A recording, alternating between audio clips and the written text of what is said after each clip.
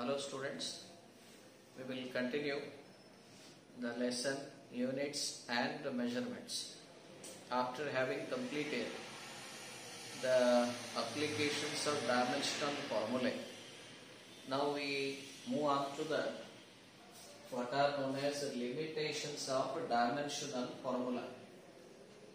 What are limitations of dimensional formula? The first one is it is not applicable if nature of a constant of a proportionality is not given. In the last videos you might have seen that we have used the constant of proportionality as a k, but we have not mentioned any dimensions of it. Why? Because the nature is not given. That becomes what is limitations of a dimensional formula. So please remember, if a nature of constant of proportionality was not given, then it is very difficult to assess the dimension of it. Second limitation is it is not applicable if a physical quantity has more than 3 fundamental quantities. And if a physical quantity has more than fundamental quantities, establishing equations would be difficult.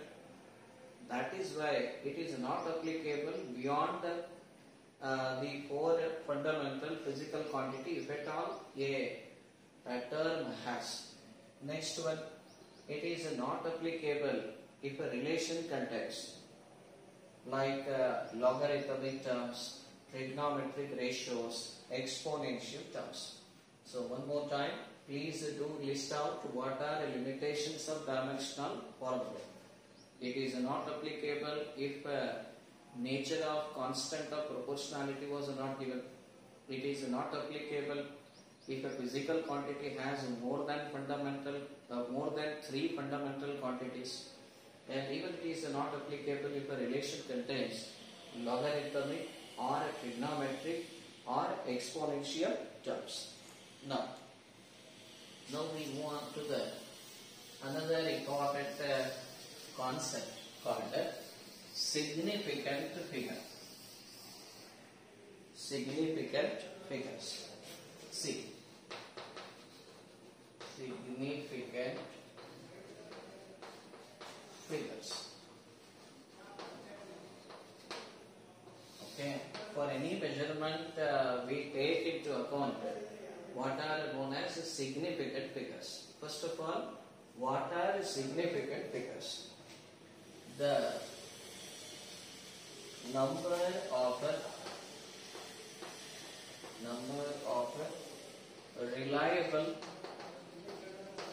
reliable digits. The number of reliable digits plus the first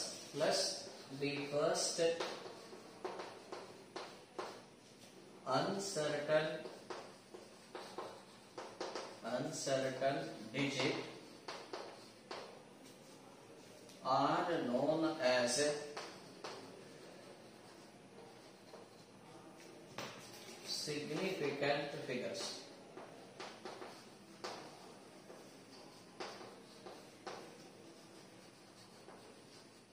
Just see, for measuring a physical quantity, we use what are known as significant figures. Just see what it stands for. The number of reliable digits plus the first uncertain digit are known as significant figures. For example, using the meter scale, if you measure 2.553, okay, using the meter scale, if you measure the length as 2.53, now the question is how many significants are there? So we say 3 significant figures. Actually, the 2 and the 5 are representing the exact value, whereas 3 we have uncertainty because the least count of a meter scale is 0.1 centimeter only. Did you got the idea? So the meter scale has how many divisions? For 1 centimeter, please, 10 divisions. So with the help of meter scale, it is possible to measure accurately 2.5. But can you measure 2.53? So there is a uncertainty stands for this number. But according to the concept of significant figure, what it includes? Just see the number of reliable digits. These two are reliable digits plus first uncertain digit. This 3 is uncertain digit as far as measuring the length with the meter scale is concerned. That is why we add these two. Therefore, what is the significant figure for the number given 2.53? It is 3. So just see the definition and see the assessing the significant figure here. The number of reliable digits as far as the meter scale is concerned, you are measuring accurately that up to 2.5. But for 3 it is uncertainty. That is why we take the significant figure as a 3 because it includes the both. What those two are? Number of reliable digits plus the first uncertain digit is known as what? Significant figures. Now we have to follow some of the rules for assessing the significant figures. So let us discuss one by one. There are rules to be used to assess the significant figure for a given number. So rule 1, all non-zero digits are significant. All non-zero digits are significant. Example, 25.35. So what are the significant figures, please? The significant figures are because what it says rule, all non-zero digits are significant. Second rule is all zeros between two non-zero digits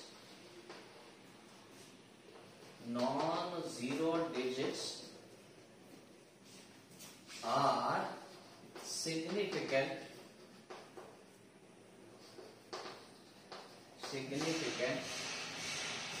irrespective of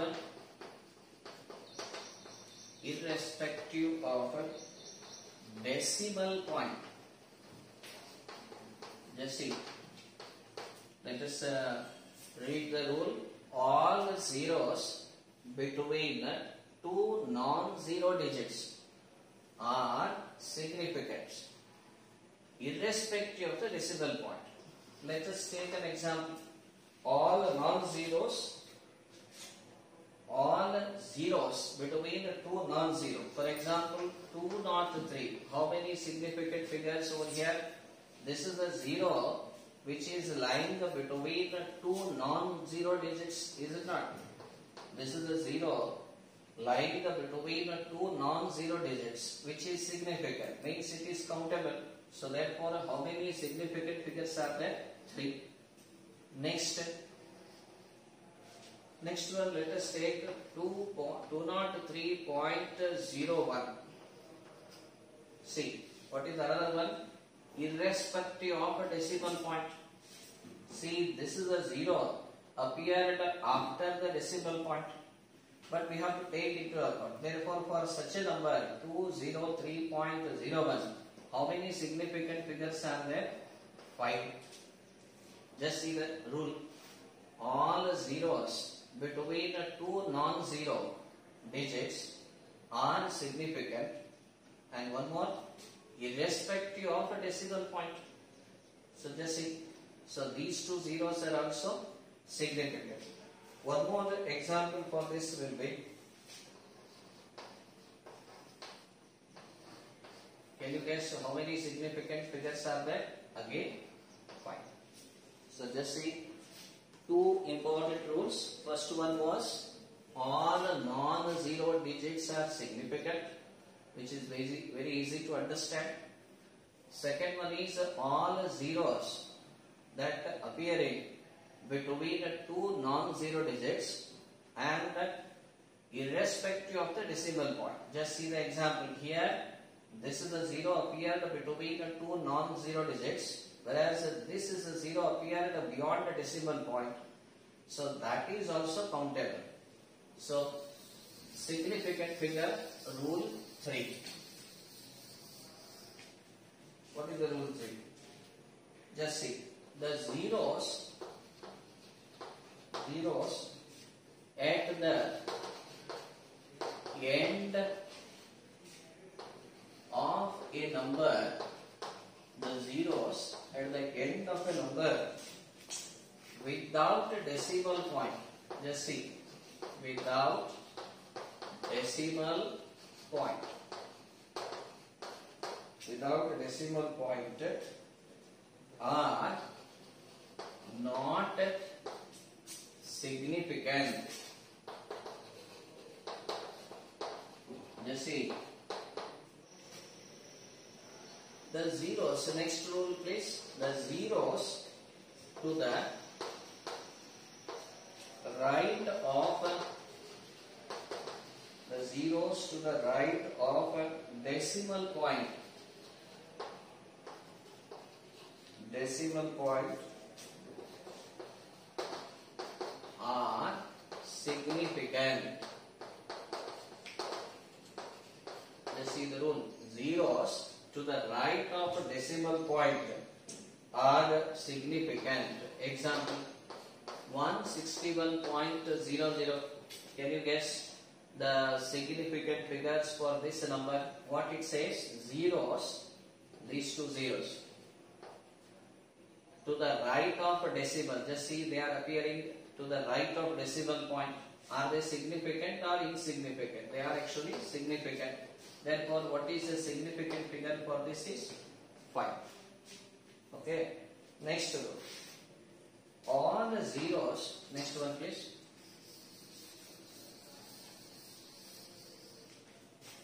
All the zeros to the right of a decimal point, but to the left of a non-zero digit. Just see the rule. Non-zero digit are not significant. See the rule. All zeros to the right of a decimal point, but to the left of a non-zero digit are not significant. The best example is 0.161. Can you guess the significant figure? So all the zeros to the right of a decimal point. This is the right of a decimal point, but to the left of a non-zero digit. Just see, these are not significant. Not significant means here what is the significant figure for this is 3. Next 0.0161.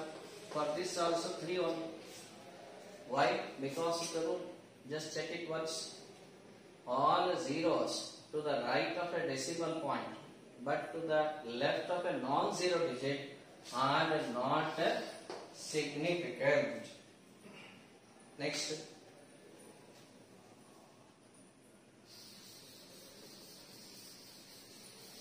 Next one.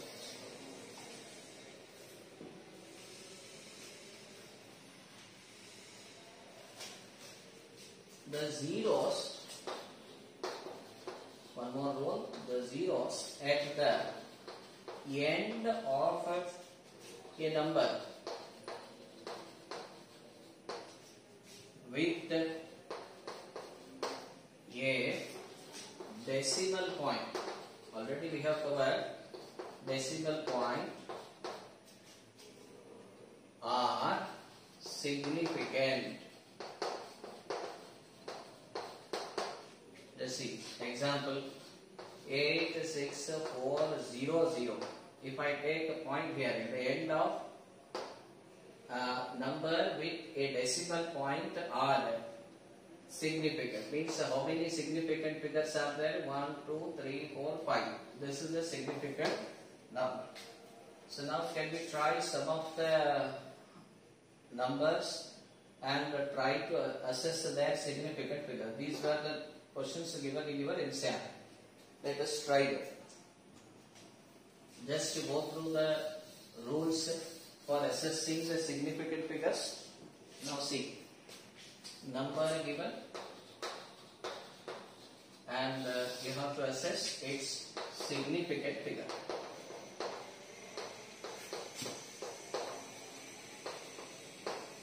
Okay, now see, the numbers are 0.007 meters square. Second one is 2.64 into 10 raised to 24. Third one is 0.2370. Next 6.032 Newton per meter square. Next 0.006032. Now just recall the rules for assessing the significant figure. What is this? 0 appearing to the right of zero appearing right of a decimal point. Are they going to be significant or not significant? These two are not significant. That is why for such a number the significant figure is what? 1. Okay. So next 2.64. Just recall, all non-zero digits are significant. This is not coming into any picture of significant figure. Therefore, the significant figure is 3. Next, this is a 0 appearing after a decimal point. So therefore, these are significant only. So therefore, what is significant figure? 4. Next, the 0 appeared in between non-zero digits irrespective of the decimal point. Therefore, it is significant, means 4. Now, these zeros are not significant because appearing after decimal point and towards right. So these are counted. That is why significant figure for this is what? Just focus on that, how to assess significant figures. Okay, following the rules.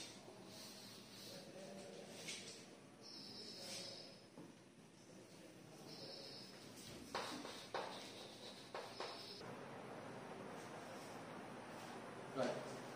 Next article is measurement of length. So first of all, you must know what is a length. It is separation between any 2 points in space. Let me repeat. It is the distance of separation between any 2 points in space. First of all, what is a length? It is a distance of separation. It is a distance of separation between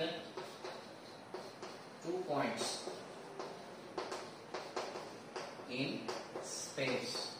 Just see, students, whenever you are measuring the length, first of all you must know what is the length. It is the distance of separation between 2 points in space.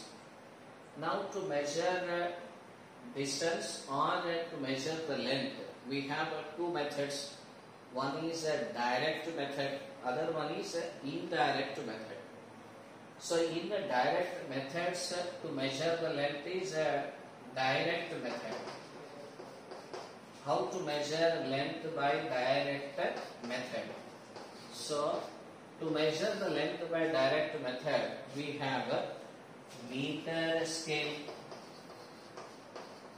ordinary meter scale, 1 meter scale, and we have vernier calipers,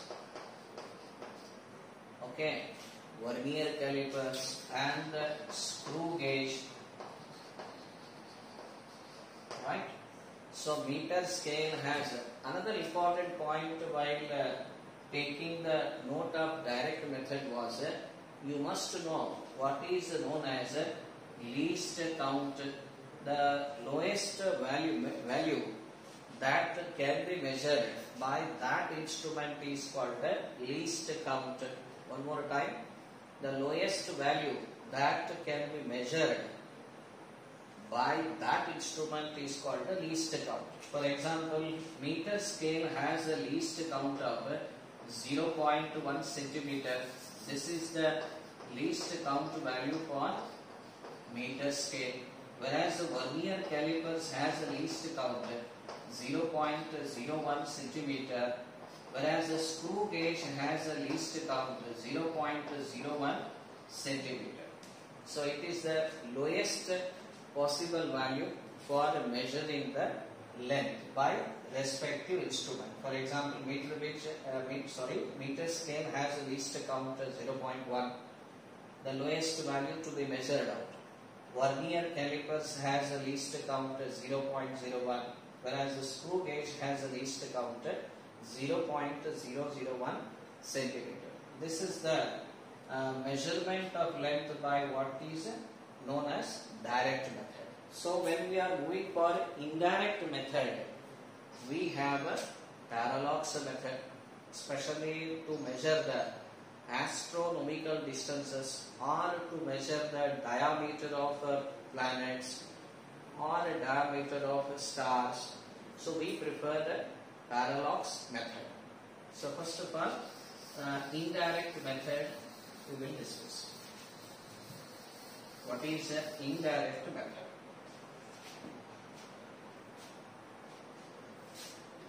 Usually indirect method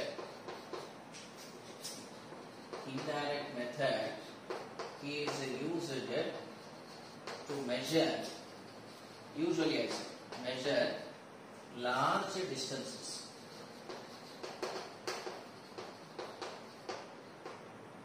Indirect method is used to measure large distances, and one among them is parallax.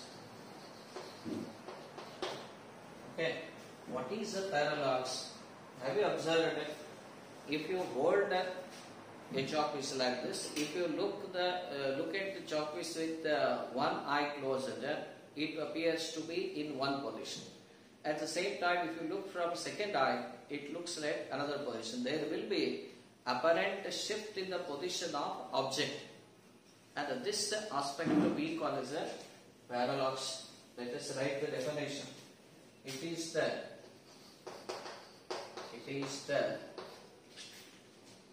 apparent shift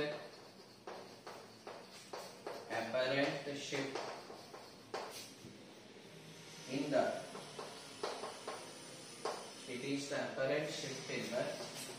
position of an object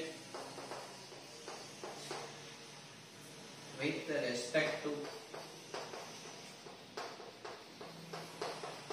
respect to another.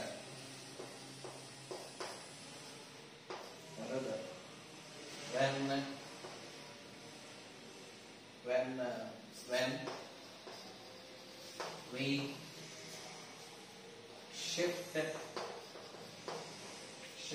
our eye sideways. Okay, just see, it is the apparent shift in the position of an object with respect to another when we shift our eye sideways. The best illustration for this is, just see, there is a planet here is being viewed from the surface of Earth at two different positions. Let us take from this position the planet is viewed, and from another position the same planet is viewed. Okay, this becomes the distance between the two positions on Earth. This is called the basis, and the distance between the planet and Earth, this is what astronomical distance. Let us take a D. The angle subtended by the distance and when viewed at two positions we call as a parallaxic angle, that is theta. Okay, like this. You can take this distance as a radius, you can draw the arc like this. So have you studied a radian definition? In a radian, how you define arc length, please, for a circular motion, S is equal to what? R theta. The same is here, right? So let me repeat one more time. When the planet was observed from the surface of Earth at two different positions, so you may find the angle subtended. This angle is called the parallaxic angle, and this, that is the distance between the 2 points from which the object is being viewed, is called the basis, and the distance between the planet to the Earth is a capital D, and the basis is, let us take the symbol as a B. Now how these are related?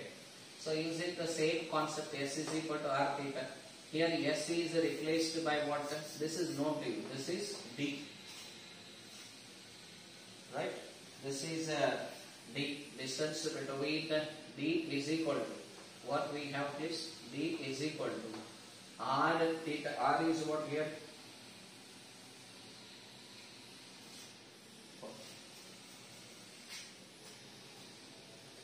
See, the distance, that is distance of an astronomical object.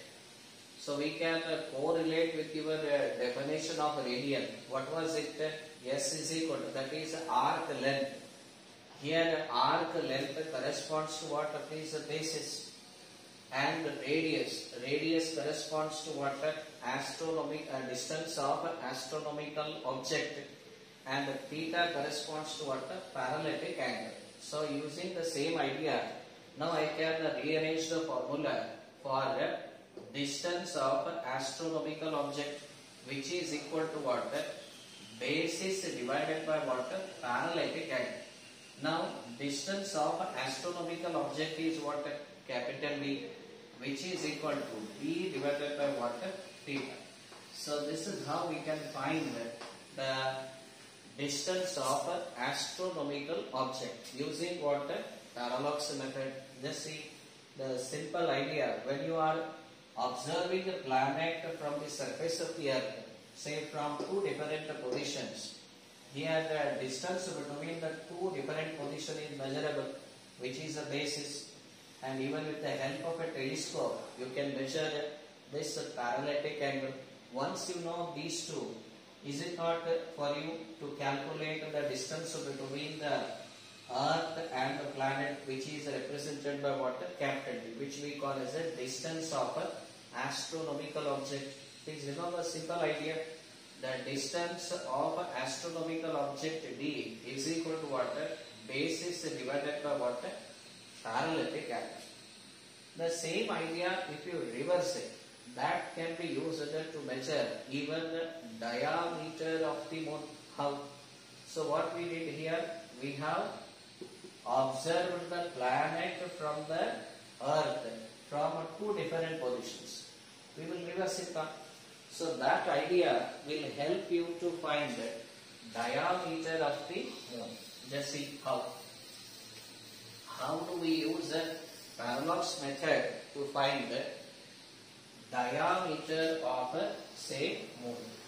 See here, this is your diameter of a moon. So here who will serve as the diameter? Please, of course, the basis. And now we are viewing the moon from the surface of Earth from a single point with the help of a telescope. Just see, with the help of a telescope. This is your theta. This is D, which is astronomical distance between say moon and earth. This B is a basis. For this situation, the basis will serve as a diameter of the moon. Okay, this is a parallaxic angle. So how do you find parallaxic angle? With the help of telescope. Let us write some terminology. This is for to determine diameter of moon. Okay. So how do you determine the diameter of the moon? Let us take let B is a diameter. B means basic. Diameter of moon. Just see carefully diameter of moon, which is measured by an observer. Where he is standing, observer. Let us take O. Let us take A, B, so that analysis will be easy.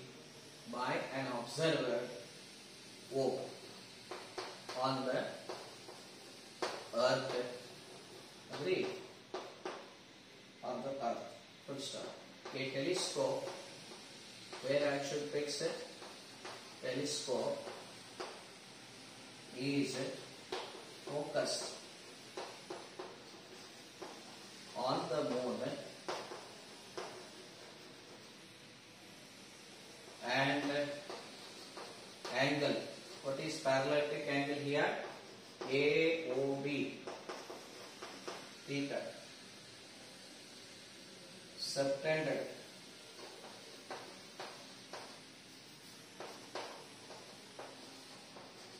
by it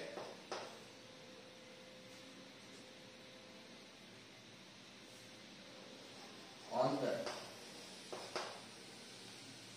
point O. Earth is found. Next, how these three are related? Please, just now we had an idea about astronomical distance, which is equal to basis by parallaxic angle.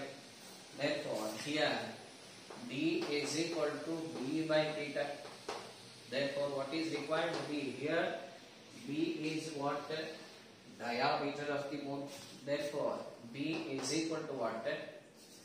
D times theta, where B is what? Diameter of moon. And what is capital D? Distance between moon and earth.